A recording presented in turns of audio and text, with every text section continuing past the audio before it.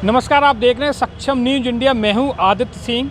अगर बात करें डॉक्टर की, तो डॉक्टर को ही शुरू से भगवान का दर्जा दिया जाता है।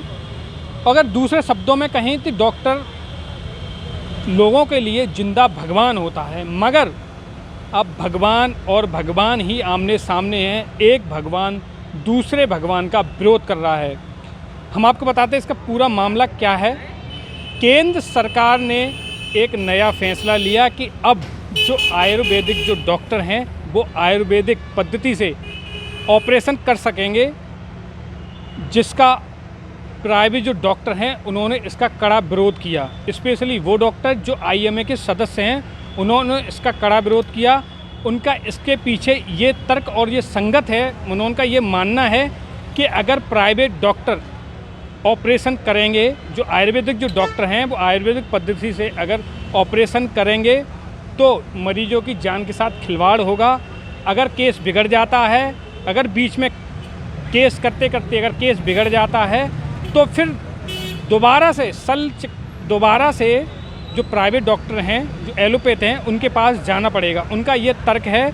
और उन्होंने ये भी कहा है कि सरकार चिकित्सा पद्धति की खिचड़ी क्यों पका रही है और उसको बढ़ावा देना भी चाहिए, क्योंकि आयुर्वेदिक जो पद्धति है वो तो भारत की देन है।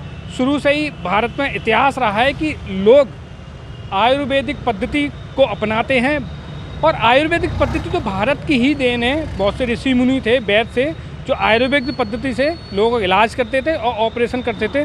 तो उनका ये तर्क यही है। जो आईएमए के जो डॉक्टर हैं, आईएमए के जो सदस्य हैं, उनका ये तर्क है कि जो आयुर्वेदिक पद्धति से जो आयुर्वेदिक डॉक्टर हैं वो अगर ऑपरेशन करेंगे तो जब केस बिगड़ जाएगा तो मरीजों की ज़िंदगी के साथ खिलवाड़ होगा और जिसका परिणाम स्वरूप उनको जो एलोपैथिक डॉक्टर हैं, जो अंग्रेजी वाले डॉक्टर हैं, प्राइवेट डॉक्टर हैं, उनके पास लाना पड़ेगा। तो इसी सिलसिले में हमने बात की है एक डॉक्टर से, प्राइवेट डॉक्टर से, जो आईएमए के सदस्य हैं। देखिए उन्होंने क्या कहा। डॉक्टर SPS चौहान, यूपी का पूर्व प्रदेश अध्यक्ष आईएमए। हमारा कहना ये है कि जो आयुर्वेद वालों को जो करीब 52 सर्जरीज करने का जो प्रावधान किया गया है सरकार द्वारा, ये गलत है। उसकी वजह ये है क्योंकि सब पैथीज अलग अलग हैं और हर पैथीज को बिल्कुल बढ़ावा देना चाहिए। ये हमारा मानना भी ये है। आयुर्वेद सिस्टम जो हमारे यहाँ है सैकड़ों सालों से है, हज़ारों सालों से है हिंदुस्तान में, पर दुर्भाग्य ये रहा है कि आयुर्वेद सिस्टम को कभी भी ज़्यादा फंडिंग नहीं की, ज़्यादा रिसर्चेज नहीं करी गई हैं। तो वो हम भी चाहते हैं कि आयुर्वेद सिस्टम जो बहुत अच्छा है उसको प्रमोट किया जाए, परंतु ये मिक्सोपैथी जो करने की कोशिश की जा रही है ये न की जाए, क्योंकि सर्जरी एक ऐसा मैटर है जो आयुर्वेद में या तो रहा नहीं है। कभी बहुत पुराने समय शायद सर्जरी थोड़ी बहुत हुआ करती थी उसमें, पर वो सर्जरी बहुत छोटी मोटी हुआ करती थी जिसमें कभी भी ज़रूरत नहीं पड़ती थी, कभी एनेस्थीसिया की ज़रूरत नहीं पड़ती थी। आजकल अगर कोई सर्जरी करेगा तो बगैर एनेस्थीसिया के सर्जरी हो पाएगी, ये असंभव सी थी एलोपैथिक मेडिसिन। फिर सर्जरी होगी, मान लो आपने कुछ सर्जरीज का उनको वो दे दिया, उस सर्जरी में कोई भी प्रॉब्लम होती है तो वो फिर स्पेशलिस्ट के पास भेजना पड़ेगा, फिर एलोपैथ के पास भेजना पड़ेगा, वो प्रॉब्लम अलग आएंगी। तो मेरा कहना तो सिर्फ ये है कि ये जो कर रहे हैं सरकार, ये बहुत गलत है। आयुर्वेद सिस्टम को बढ़ाएं, डेफिनेटली बढ़ाएं, आयुर्वेद को बढ़ाएं, होम्योपैथी को बढ़ाएं, यूनानी को बढ़ाएं, बिल्कुल अच्छी बात है। पर सब सिस्टम अलग अलग हैं, सबका अपनी यूटिलिटी अलग है।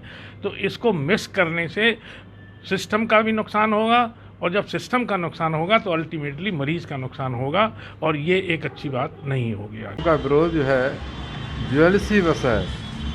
जो शिक्षित डॉक्टर BAMS या DYAM आयुर्वेद में जो है मास्टर डिग्री लिए हुए हैं, सर्जन की डिग्री लिए हुए हैं, तो उन्हें ऑपरेशन करने में उनको विरोध नहीं होना चाहिए, क्योंकि वो पूर्ण शिक्षित हैं।